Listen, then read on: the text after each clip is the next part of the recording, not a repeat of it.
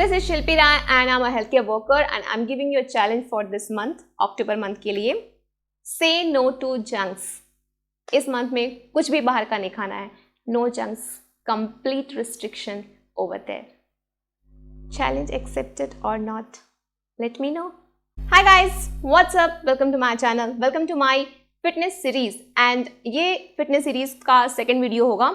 और आज की वीडियो में हम बहुत से फिटनेस रिलेटेड इंपॉर्टेंट चीज़ों के बारे में जानने वाले हैं. तो वीडियो में जाने के पहले एक बहुत ही इंपॉर्टेंट नोटिस और कुछ इंपॉर्टेंट बता दूं. अगर आप बहुत ही फिटनेस कॉन्शियस हो, अपने वेट को लेकर कॉन्शियस हो एंड हेल्थी वेट मेंटेन करने में बिलीव करते हो, हेल्थी वेट लॉस या हेल्थी वेट गेन और हेल्थी वेट मेंटेनेंस में बिलीव करते हो, तो और आप वीडियो पर क्लिक किए हो तो वीडियो को पूरा एंड तक देखना. काफ़ी आपको इंटरेस्टिंग लगेगा सीरियसली, बिकॉज फैक्ट बेस्ड मैं बातें करती हूँ अपनी वीडियो में. और जितने भी कुछ इन्फॉर्मेशन अपने वीडियो में मैं आपसे शेयर करूँगी वो सारे के सारे based on published medical journals हैं. ऐसे कुछ हवा में नहीं बोल रही हूँ. और अगर आप फिटनेस को लेकर के, डाइट को लेकर के कॉन्शियस नहीं हो, then you are not on the right platform. So without wasting time let's begin. Before starting, ये चीज़ तो मैं भूल ही गई बोलना, अगर मेरे चैनल पे नए हो और वीडियो देख रहे हो, पसंद आए उसे लाइक कर देना और मेरे चैनल को सब्सक्राइब कर देना. आप चलते हैं वीडियो में. लास्ट वीडियो में मैंने बताया था ईटिंग हैबिट्स के बारे में कि कौन कौन से ईटिंग हैबिट्स गलत होते हैं और उसका क्या क्या इम्पैक्ट होता है. आई होप आप लोगों ने देखा और समझा होगा. उसके बाद हम आते हैं नेक्स्ट इंपॉर्टेंट टॉपिक की तरफ. वो है कि एक हेल्दी वेट को कैसे मेंटेन किया जाए. How to maintain a normal body weight. उसको समझने के लिए सबसे पहले जानना ये ज़रूरी है कि BMI क्या है. तो BMI नाम सुन के घबराने की ज़रूरत नहीं है, बहुत ही सिंपल सा चीज़ है. BMI जो होता है उसको बोलते हैं बॉडी मास इंडेक्स. BMI जो है वो बेसिकली एक स्क्रीनिंग टूल है जो कि बॉडी साइज़ को मेजर करता है और रफली आप बोल सकते हो बॉडी फैट को इनडायरेक्टली मेजर करता है, जिसके लिए दो इंपॉर्टेंट चीज़ों की ज़रूरत होती है. पहला है आपका बॉडी वेट और दूसरा है हाइट. तो BMI ये कैलकुलेट करता है कि आपकी जो हाइट है उसके अकॉर्डिंग आपका बॉडी वेट सही है या नहीं है. तो BMI का सबसे इंपॉर्टेंट रोल यहीं आता है. वो एक रेंज आपको देता है जिससे कि आप समझ पाते हो कि आप किस कैटेगरी में आते हो. BMI कैलकुलेट करना बहुत ही आसान है. मैनुअली भी मैं कैलकुलेट करना बता दूंगी इन शॉर्ट. और ऐसे तो हमारे स्मार्टफोन में BMI कैलकुलेटर भी होता है, और वो भी नहीं है तो गूगल है ना, गूगल में BMI कैलकुलेटर्स होते हैं, तो आप वहाँ से भी जाके कैलकुलेट कर सकते हो. तो मैनुअली कैसे कैलकुलेट करना है, थोड़ा जनरल नॉलेज ज़रूरी है ना BMI जानने के लिए.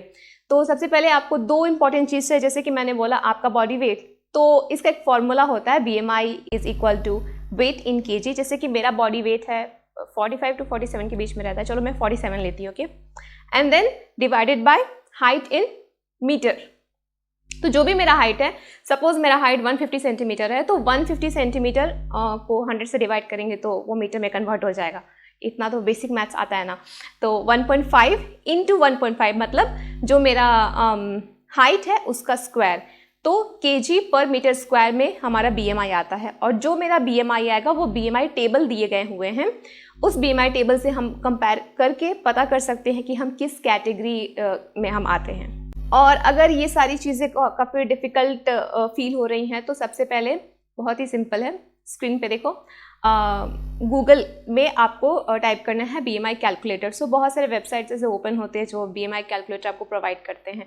आपको किसी वेबसाइट को क्लिक करना है, वहाँ पे आपका एज, सेक्स, जेंडर आप वहाँ पे एंटर करोगे. देन आपका जो हाइट है उसमें दो तरीके के स्केल्स आते हैं, मेट्रिक हैं और अदर बहुत सारे स्केल्स हैं. तो मेट्रिक मेजरमेंट सबसे इजी वाला होता है, इसलिए मैं आपको वो बता रही हूँ.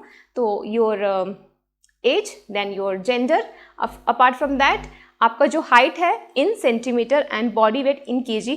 ये चार चीज़ जैसे ही आप डालते हो उसके बाद कंप्यूट BMI का ऑप्शन आता है. बस वहाँ क्लिक करो और उसके बाद आपका BMI कितना है वो भी आ जाता है. और साथ ही साथ ये भी इंफॉर्मेशन आ जाता है कि आप अंडर वेट हो, नॉर्मल वेट हो, ओवर वेट हो या ओबेस हो. National heart, lung and blood institute NHLBI एक चार्ट प्रोवाइड करता है हमको, जिसमें हमारा BMI और हमारा वेट स्टेटस का कंपैरिजन है. और उसके हेल्प से हमको ये पता चलता है कि हम किस कैटेगरी के वेट स्टेटस में आते हैं. बहुत ही सिंपल है, एक एग्जांपल से समझाती हूँ. This is the actual scale I am like explaining you all. अगर BMI आता है 18.5 के नीचे, बिलो 18.5, तो वो कैटेगरी हमारा किस वेट स्टेटस में आता है, वो आता है अंडर वेट. मीन्स हम अंडर वेट हैं, ओके.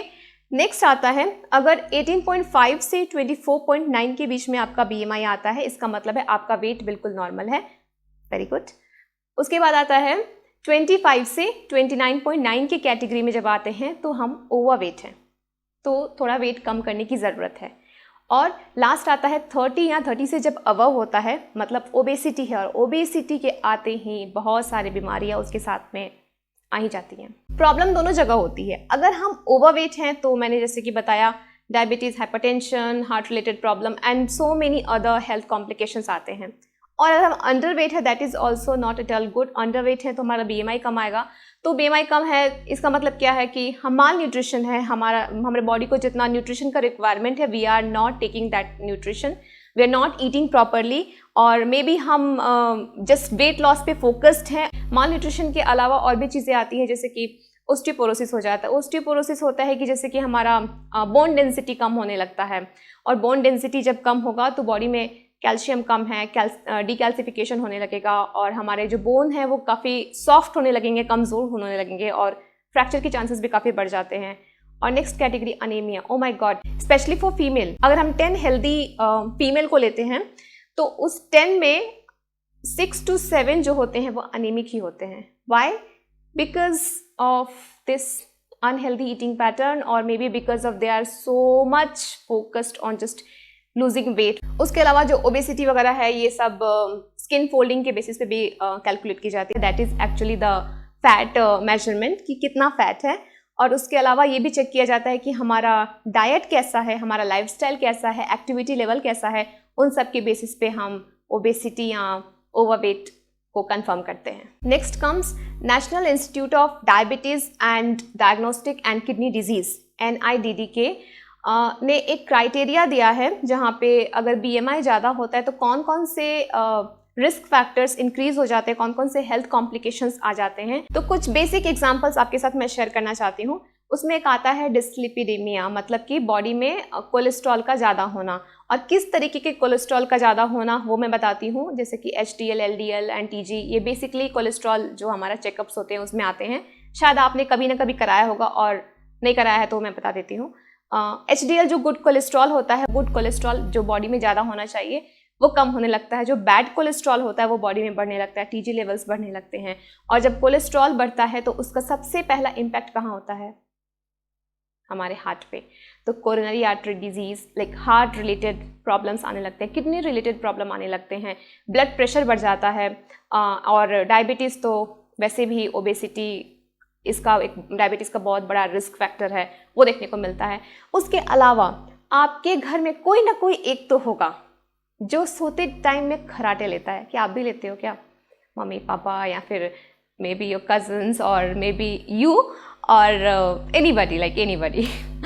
तो खर्राटे लेते हो तो पहले अपना वेट जाके चेक करना कि कहीं आप ओवरवेट तो नहीं, क्योंकि जब हमारा वेट बढ़ता है तो उससे होता है obstructive sleep apnoea. That is nothing but जो हम खर्राटे लेते हैं, सोते सोते अचानक से हमारी सांसें रुक जाती हैं, तो और उससे हमारा स्लीप हैबिट, जो स्लीप हाइजीनिक नहीं रहता है, मतलब अनहाइजीनिक स्लीप उसको बोलते हैं। देन आता है ब्रीथिंग रिलेटेड प्रॉब्लम्स। तो ब्रीथिंग रिलेटेड प्रॉब्लम्स में आपने ऑब्जर्व किया होगा, जो लोग कुछ ज़्यादा मोटे होते हैं, कुछ ज़्यादा ओवरवेट होते हैं, थोड़ी सी एक्टिविटी लेवल पे काफ़ी सांस फूलने लगता है उनका, जैसे कि लगता है अस्थमा हुआ है। Then osteoarthritis, joint pain, muscle pain, and बहुत सारे pain related problem, specially in females.